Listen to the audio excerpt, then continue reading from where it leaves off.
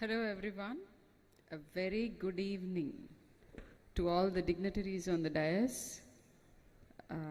Chairman Jamal Reddy Garu, Director Subba Reddy Garu, Principal Rajalakshmi Ma'am, all the parents eagerly waiting to see their children perform, receive gifts and prizes, and last but not the least, my most favorite dear children.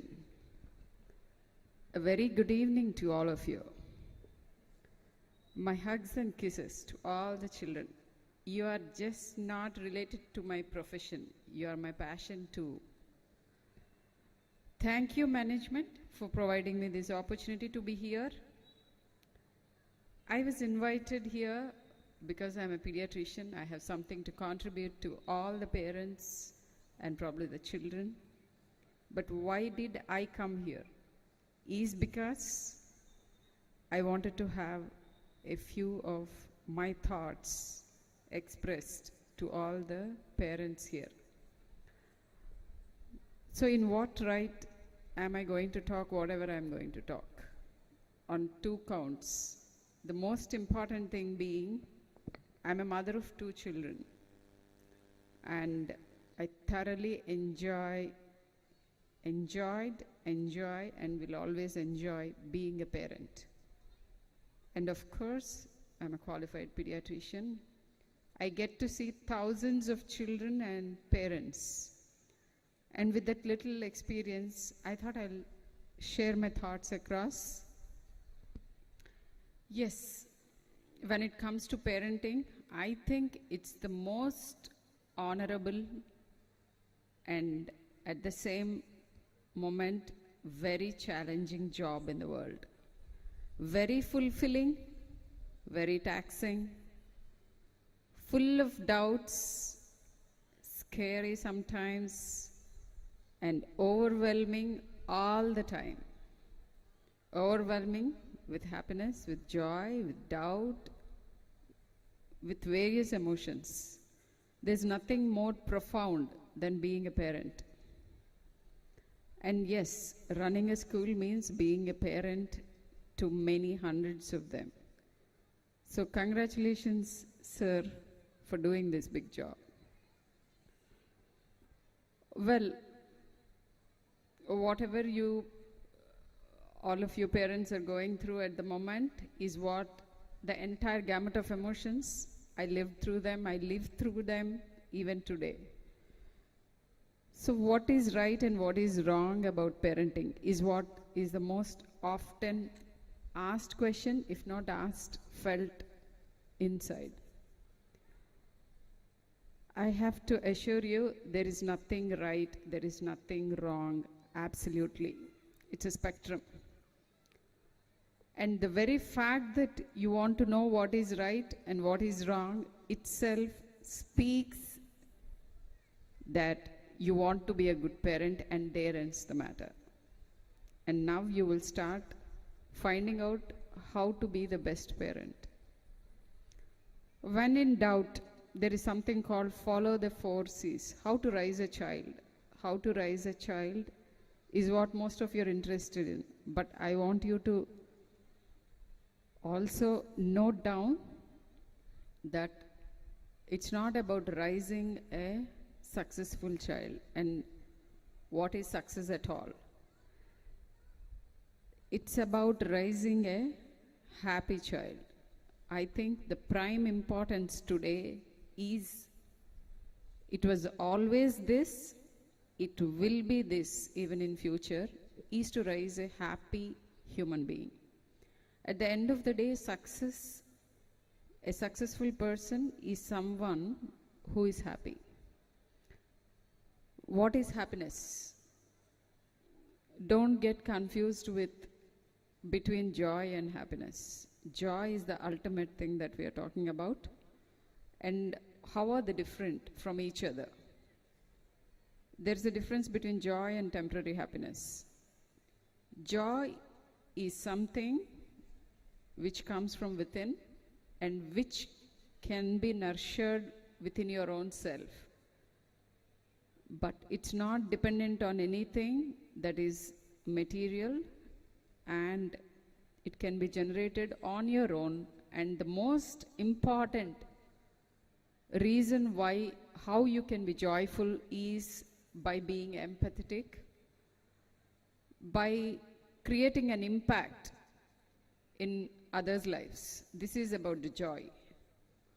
What most people today confuse joy with is the temporary happiness that you derive from material things, from external influences, whether it's things that are not approved of, like smoking, alcohol, drugs, and now the biggest and the most fearful drug of all times, and that is the social media, the smartphone, the gadgets. They're here. But, I mean, before I tell you what impact it can have on anyone, I'd like to tell you, I don't know if most of you know this, even I was surprised to know. I mean, I got surprised when I knew it for the first time. The Apple man, Steve Jobs, he's a phenomenal person, and you'll be surprised to know none of his children had an access to any of the Apple products. Believe me, none of them had an access to any of the Apple products before they reached 21. So you know what the impact is.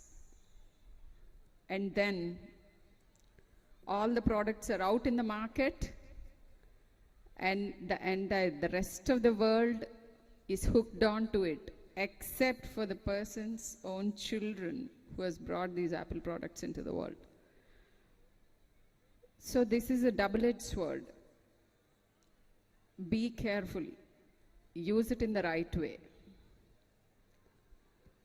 So I'll start by telling you about a few things about the right parenting. What are the right parenting things? What is it that I observe all these days? What's my experience about various parenting styles? I see a lot of people on two ends of the spectrum. Extremely authoritarian, extremely permissive, both of which are going to destroy the child. Authoritarian parents set rules, don't explain, no dialogue, expect everything to be followed to the T. And it's always about talking about, did you do this? Did you not do this? And there ends the matter. There's no fun time with the child at all. Always being the good cop. The permissive parents, on the other hand, no rules set. Every rule bent once the child cries or bangs the head against the wall. There are no goals set. Everything is fun between the child and the parent. On two ends of the spectrum, both of them are extremely destructive. But sadly, I see most of the parents falling into either of these categories. When you're in doubt, what is the best style of parenting? It's not that I consciously sit, think, and do things about, okay, am I being authoritarian or not? Am I being this or not? It's not like that. But there has to be boundaries set for everything. And most of the times, follow the 4 C's, what we call. It's giving a choice, explaining the consequence, and being consistent in your rules and showing compassion. What is this about? When the rules are set, give them a choice. It's always, even when you give them a choice or you don't give them a choice, they are going to take a choice. Even when you're talking to them, They are choosing whether to listen to you or not listen to you. The choice is already there. What if you don't give a choice at all? What if you have undue emphasis on things? If you're constantly telling them what to do and what not to do, your child will end up looking at you for every decision. They cannot make decisions. They have to be educated about the consequence of choosing a particular thing or not choosing a particular thing, and be consistent with the consequence. You tell them, if you do this, you might end up in this problem, and then you will have to undergo this. In case you do not want to end up there, you might take this path and end up at a different place, in a comfortable place. This is what about giving choices and explaining consequences. The most frequent pitfall in disciplining that I see today is there is no consistency at all. They are told, if you don't do this, this is the consequence, but rarely parents follow it up with the consequence. They break their own rules. What are you teaching? That there's no rule at all, and rules can be broken always at the drop of the hat. This is going to be more destructive than not having a rule at all. The other frequent argument that I see in my consultation room is about each parent complaining about the other one, being very permissive. I do understand.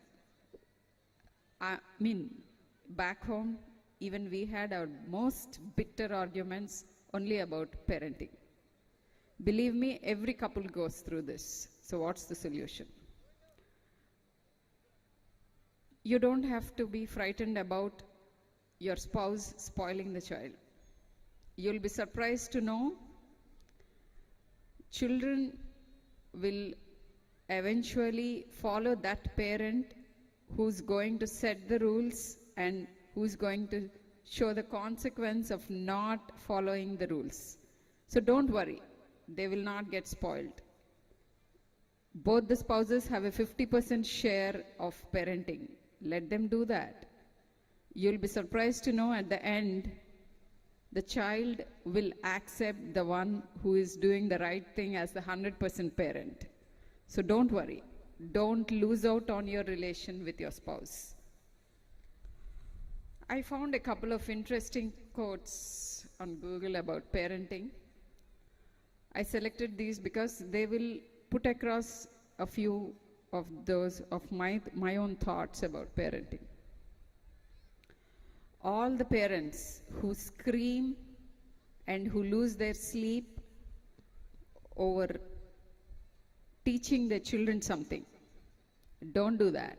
That's not the way to do it. There's a Swiss psychiatrist, Carl Jung, who said, children are educated by what the grown-up is, not what he talks. Set an example. That's the only way to teach them. I don't see that happening most of the times. Parents come to me and ask me, ma'am, please ask our child not to eat junk food. Please, ma'am, tell him that you're going to give an injection if he watches TV beyond a particular time. Tell him he'll get an injection if he doesn't do his homework. You'll be surprised to know that most of the classes that I take are for the parents, not for the children. Children just follow what you teach them, how you teach them. And how you teach them is by setting an example. So when they complain about excessive TV watching or excessive smartphone usage, the questions will be directed to the parents, not to the children. I ask them to leave the room and then I ask history from the parents. So how much time are you, dear parents, spending in front of the TV or the phone or the iPad or your laptop at home. And there lies the answer. So, can we not work? How do we regulate this time? You can work. Set the rules up. Have a fixed time for the child to watch, all the screens included. You'll be surprised to know there are studies being done about how much is safe, how much viewing, how much screen time is safe. And below 2 years, the screen time should be 0. From 2 to 12 years, it should be limited to an hour, to not more than 2 hours. All the screens included in a 24-hour period. And above 12 hours, non-academic. Academic, yes, you will need to do your referencing and all that. Non-academic should be limited to the same time, maybe an hour or an hour and a half if you're at home. Beyond this, what is going to happen? Why is it so deleterious? Yes, with all the attendant problems that children can face by being on social media, leave that aside. Even if they're not allowed to on the social media, the very fact that you're exposed to a screen, it decreases your attention span, your ability to focus, to imbibe, to learn, to unlearn. Everything is down in the dumps. Screen time should be limited. And this is one of the leading causes of anxiety and depression in children today. Probably the most important cause of suicides and gruesome crime that's going around. All of you must be aware of the gruesome murder of a doctor recently. You will be surprised to know that one of the culprits had a smartphone which costs thrice his own salary, 3 times his salary, and he would be spending more than probably 8 to 10 hours on the phone. So why am I emphasizing all that? I don't think I need to make the point across. I'm sure people must have realized. So what are the 4 or 5 most important things that parents have to do so that the children also follow this? How to raise a happy, healthy child. That is of prime importance. Very simple. Sleep should be enough. No one really cares about how much time the child is sleeping. It's of the single most important thing for mental health. Sleep cannot be overemphasized. These days, children hardly sleep for more than 8 hours, which is not enough. Most children need at least 10 hours sleep. 8 to 10 hours, depending on the age. And as they're younger, infants, even up to 12 hours. Sleep is the most important reparative thing. It heals us in an amazing way. Sleep is extremely important for growth and for proper development. Exercise regularly. Let them play. There is no free play at all to children these days. The moment they return from school, they're cocooned up in the flats in front of one of the screens, not allowed to go out. Children naturally like outdoors. They like socializing. They like interacting with peer group. I will not agree to it if you say they are addicted to screens. They are not given an option. I have seen that happen. So make it a point. Make it an exercise. I tell parents, make it an exercise to see that they are sent out to play. I did this. I never worked in the evening just for this sake. I used to go to all the neighboring houses, convince parents to send their children down to play at least for an hour and a half. I would sit there monitoring them because none of them would send the children for fear of safety. So have the setup to enable that. If both of you are working, you should have a setup to enable free play for children. At least 1.5 hour a day. Believe me, this is the most important investment to make them successful in every which way. Only when they're playing in the free play do they realize how to strategize, how to form a team, how to take a step back, how to protect themselves, how to win the game, how to accept failure, and how to be compassionate, how to be a leader. This you can never teach them unless you allow them to interact with their peers and have a free play. The moment I say exercise regularly, they'll dump their children in one of the sports activities, rigorous sports activities where they're not allowed to talk to their peers. No. Yes, pursuing sports is very important. It's of great use to maintain the mental health, I accept, but free play should be encouraged. At least an hour every day. And then eat healthy. When I say eat healthy, doesn't mean anything absolute. Leave one day of the week to their choice. But the 6 days, let there be healthy food at home. That's not enough. You eat healthy, and then your child follows suit. Don't have unhealthy options at all.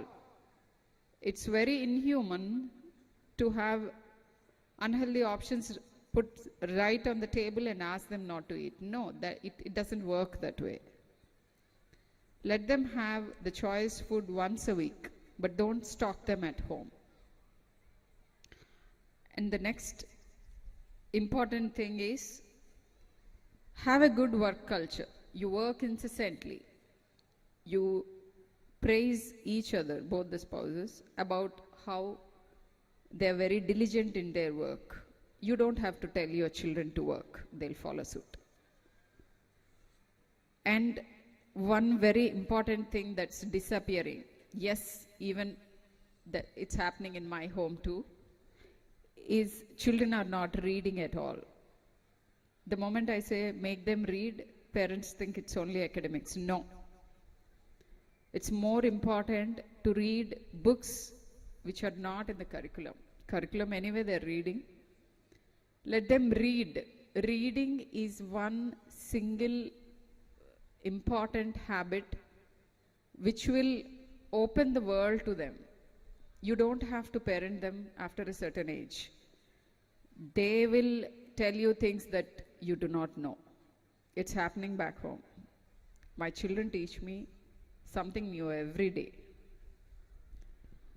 So inculcate the reading habit. Kindle is not bad, but I prefer the old way, books. Let them enjoy the smell of books. The backlit screens are not good. So encourage them to read from books. Make it mandatory. These are the things you have to enforce. Make it mandatory. Unless you read half an hour every day or over a week, 3 hours at least, a book.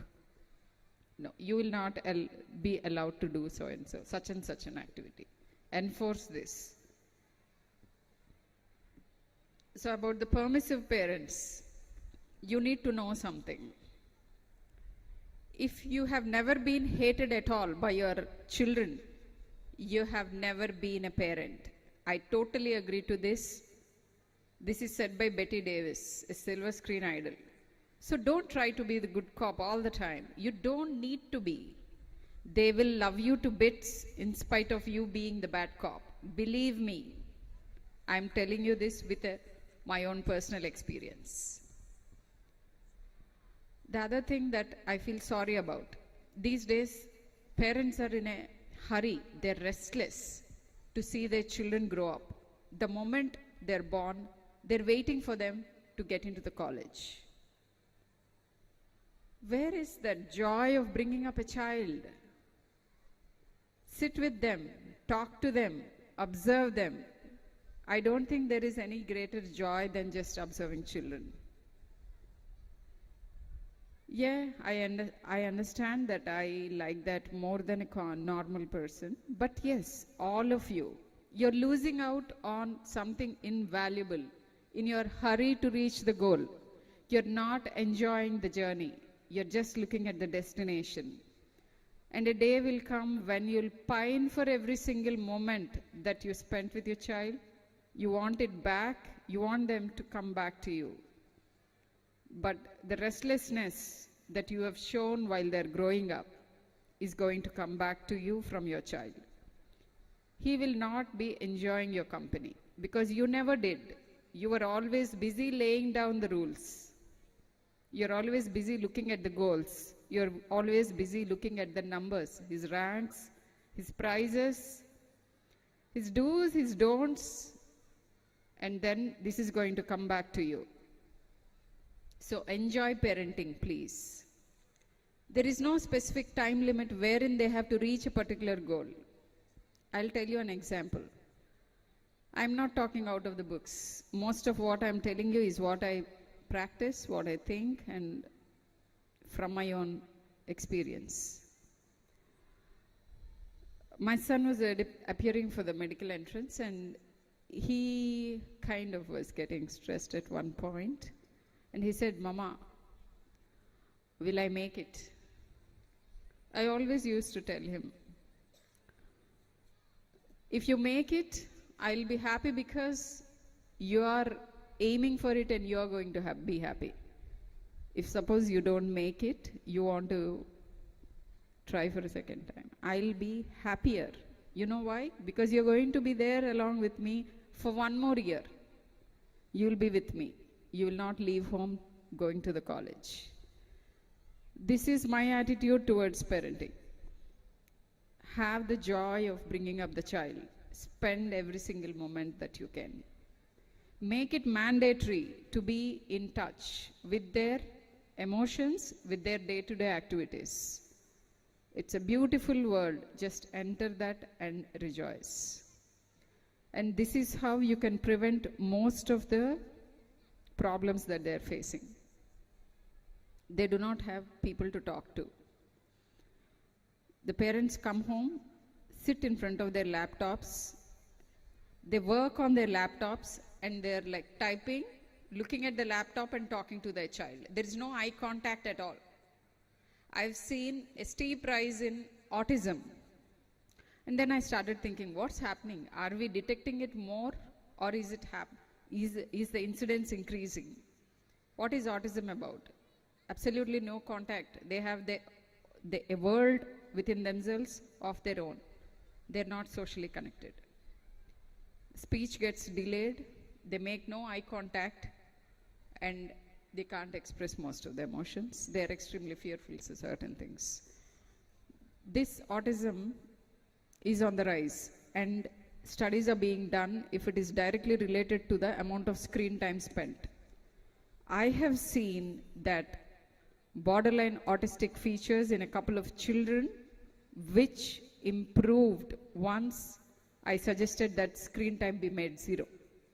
In 3 months' time, they started responding. In 6 months' time, they're almost near normal.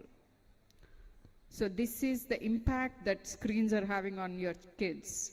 Take care, beware. And you'll be surprised to know it's not just the kids. Parents, you will be surprised to know adult ADHD is on the rise. And one of the reasons is the excessive screen time that parents are having.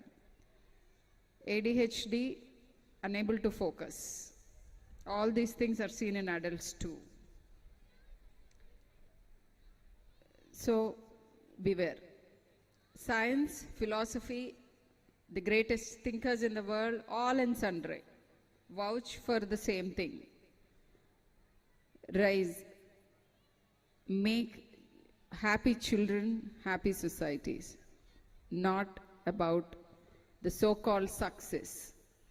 You are successful as a parent only if your child is able to empathize with what is happening around him, what's happening to my environment, what's happening to my peers.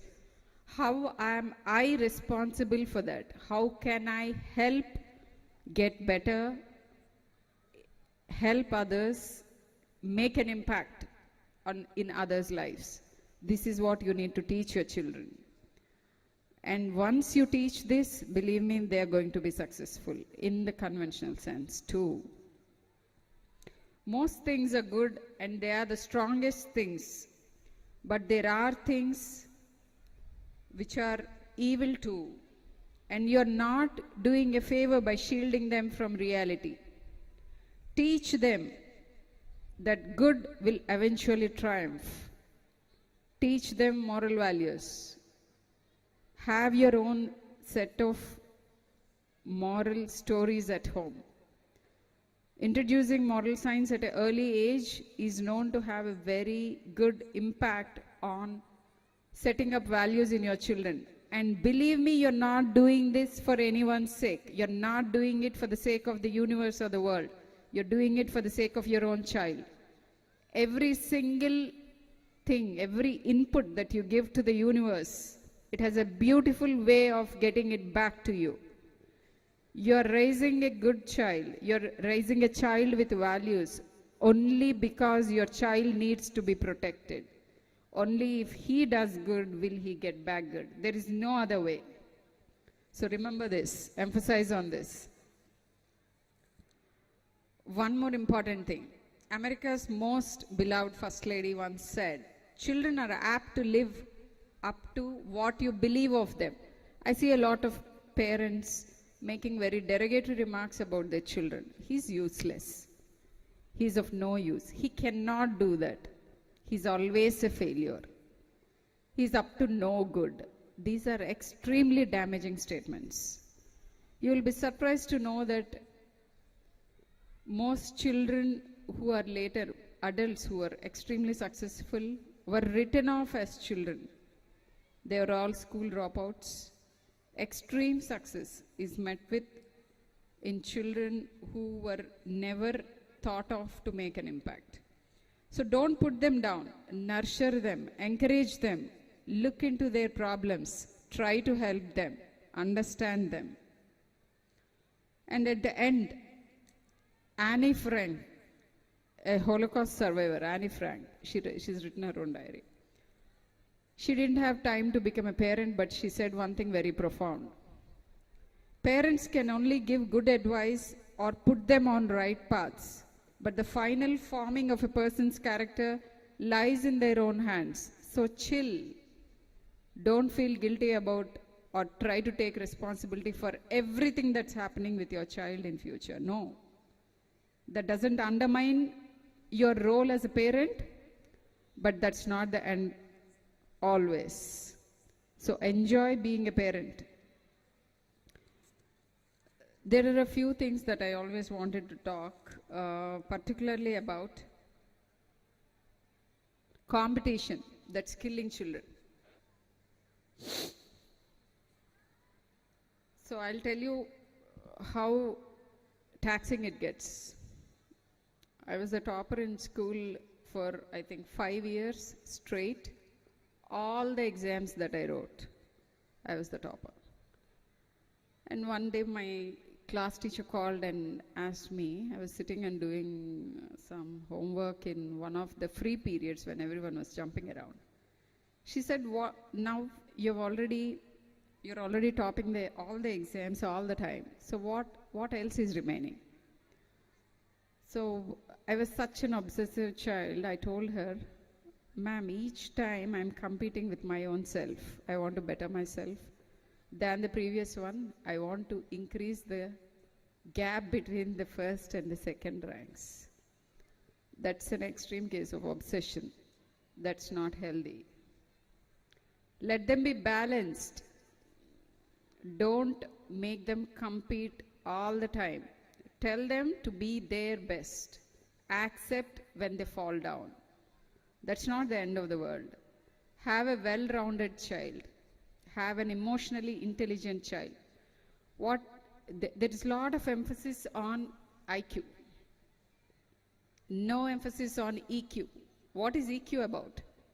And parents, you need to know that all the emotionally intelligent adults are going to employ all the high IQ adults.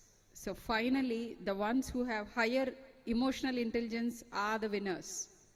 What is emotional intelligence about? It's about processing your emotions in the right way, empathizing with others' emotions, and finding a solution.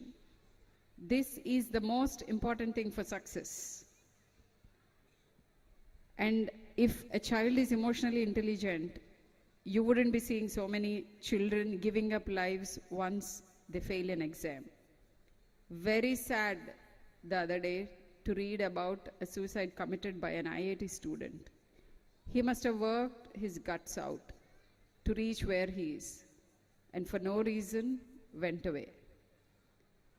Extreme pressure, unrealistic goals, and no time with your children. This is going to cause serious problems. Parents, please take time out. Talk to them. Have fun time. They'll tell you all wonderful things. Mental health issues will come down. And make children realize all the video games have an instant gratification. The moment you're pressing a button, you're getting rewarded. Life is not like that. You have to wait for 20 years to get the fruits of labor. Teach them delayed gratification. I can't explain too much in detail. I've already taken up a lot of time. Delayed gratification is the single most important quality for successful people. They work diligently for years together towards their goal. This is very important. Peer pressure. My children used to tell me, oh, this is peer pressure, mama. Then I told them, peer pressure is not a special entity only meant for adolescents. Even I have peer pressure. I can compare myself with my peers who are wearing better clothes, better jewelry, better cars, better gadgets, better houses. So how do you deal with it? I used to tell them, you should not be the one who is getting pressurized. You should be the one at whom people are looking at to get relieved of the pressure. Set your own goals and work towards them. The rest will follow. Try to talk to your kids. Don't discount their peer pressure, but tell them how to handle it.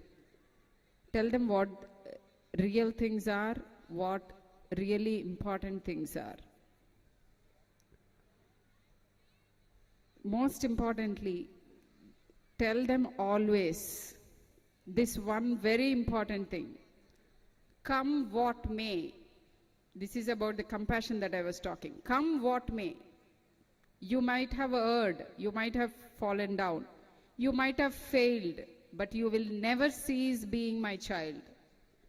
You separate the deed from the child. I will love you to the moon and back. I'll be there for you come what may. This is what you need to emphasize the child. This doesn't mean that you're going to accept all the wrong things. Teach him the consequence. Let him bear the consequence. But don't leave him. Don't leave him in the lurch. Don't judge him by his performances. And one last parting remark. I'm not afraid of alcoholism or drugs, but I'm mortally afraid of the sweeping influence screens are having on the society. Beware, be conscious, stay away from them.